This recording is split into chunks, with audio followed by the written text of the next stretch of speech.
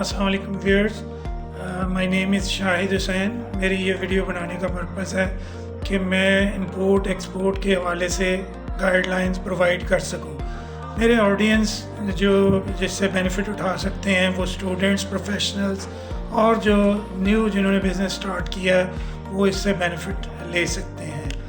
तो एक्सपोर्ट के हवाले से सबसे पहली बात ये जो आपके जहन में आएगी कि वाई वी नीड एक्सपोर्ट।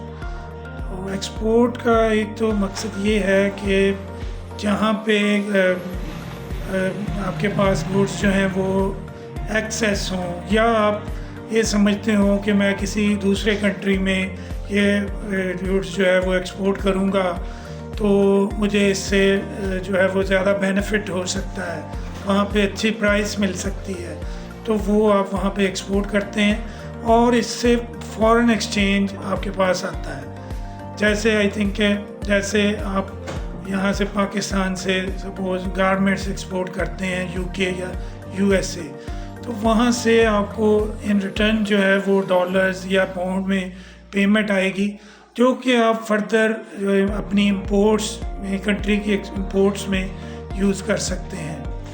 तो एक्सपोर्ट के हवाले से सबसे पहले जिस चीज़ पे ये बेस करती है वो सेल कॉन्ट्रैक्ट होता है, जो बायर और सेलर के दरमियान होता है। तो अगर आप एक्सपोर्ट करना चाहते हैं तो आपको सबसे पहले एक बायर ढूंढना पड़ेगा किसी कंट्री में जहाँ पे आप समझते हैं आपके रिलेशन हैं या आपके कोई रिलेटिव हैं, उनके ज़रिए आपको बायर ढूंढें और बायर से सबसे पहले सेल का कॉन्ट्रैक्ट करेंगे आप। मैं मिसाल दे रहा हूँ कि आप गारमेंट्स जो है वो उनको यूके में सेल करना चाह रहे हैं या फैब्रिक सेल करना चाह रहे हैं यूके में, तो आप उनके साथ एक सेल कॉन्ट्रैक्ट करेंगे अपने बायर के साथ, जिसमें वो गुड्स की जो क्लॉथ की या गारमेंट्स की जो डिटेल, उसकी क्वांटिटी क्या होगी और प्राइस क्या होगी, ठीक है, और पेमेंट टर्म्स क्या होंगी, ये चीज़ें आपने डिसाइड करनी होती हैं।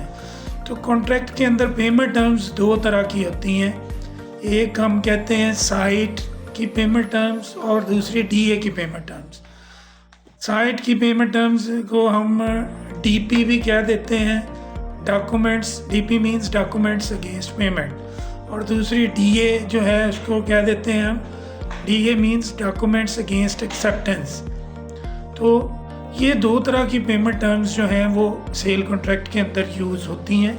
आसान लफ्ज़ों में मैं इसका आपको ये बताऊंगा कि डीपी या साइट का मतलब ये है कि जब आप गुड्स एक्सपोर्ट करेंगे बायर को, तो बायर के पास जब गुड्स पहुंचेंगी तो वो फौरी तौर पे उसकी पेमेंट करनी होगी उसको।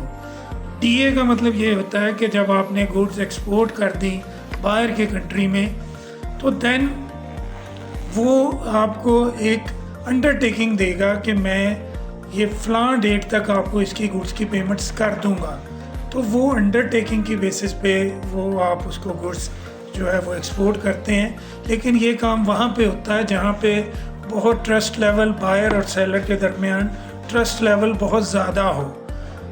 वहाँ पे इस तरह से डीए पे आप, डीए मींस क्रेडिट भी आप सिंपल वर्ड्स में कह सकते हैं कि क्रेडिट पे आप जो है वो गुड्स बायर को दें। तो ये दो पेमेंट टर्म्स मैंने बताई आपको, एक डीपी और दूसरी डीए। एक थर्ड वन भी होती है एडवांस पेमेंट। एडवांस पेमेंट का मतलब ये है कि जो आपका बायर है वो आपको पेमेंट्स, इस सेल कॉन्ट्रैक्ट जो आप उसके साथ कर रहे हैं उसके अगेंस्ट आपको एडवांस पेमेंट जो है वो करने पर तैयार है, तो आप उसमें सेल कॉन्ट्रैक्ट में पेमेंट टर्म्स एडवांस पेमेंट लिख सकते हैं। अब एडवांस पेमेंट भी वहाँ पे होती है जहाँ पे बायर और सेलर का आपस में बहुत ज़्यादा ट्रस्ट हो।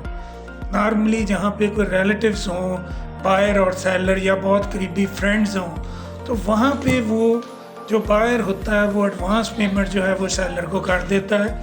तो अदरवाइज़ जो बिल्कुल एक दूसरे से अजनबी हैं, जो बायर और सेलर हैं, या जिनके जस्ट अभी न्यूली डेवलप्ड बिजनेस रिलेशंस हैं, तो वो एडवांस पेमेंट को नहीं अडॉप्ट करते।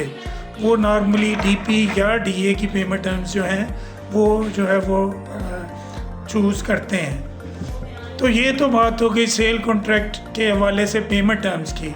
इसके अलावा सेल कॉन्ट्रैक्ट में आप ये चीज़ें भी रखते हैं कि शिपमेंट कब करनी है, शिपमेंट का टाइम बताते हैं कि फ़लाँ मंथ में ये शिपमेंट होगी और किस पोर्ट से होगी, और इसका शिपमेंट का क्या होगा, मीडियम ऑफ ट्रांसपोर्ट क्या होगा, बाय सी होगी या बाय एयर होगी। तो ये सारी चीज़ें उसमें सेल कॉन्ट्रैक्ट में डिसाइड की जाती हैं। और एक और चीज़ भी होती है जो डिटेल में मैं बाद में आपको बताऊंगा। इसके अंदर सेल कॉन्ट्रैक्ट में जब प्राइस डिसाइड की जाती है तो प्राइस के साथ साथ जो इसकी कॉस्ट होती है, ट्रांसपोर्टेशन कास्ट, तो बाज़ औक़ात वो बायर और सेलर सेल कॉन्ट्रैक्ट के अंदर ही प्राइस में जो है उसको शामिल कर देते हैं ट्रांसपोर्टेशन की कास्ट को। तो अगर वो इस तरह की सूरत हाल हो तो हम वो कहते हैं कि ये प्राइस जो है ये C&F है। C&F मीन्स ये based on cost and freight जो उसकी ट्रांसपोर्ट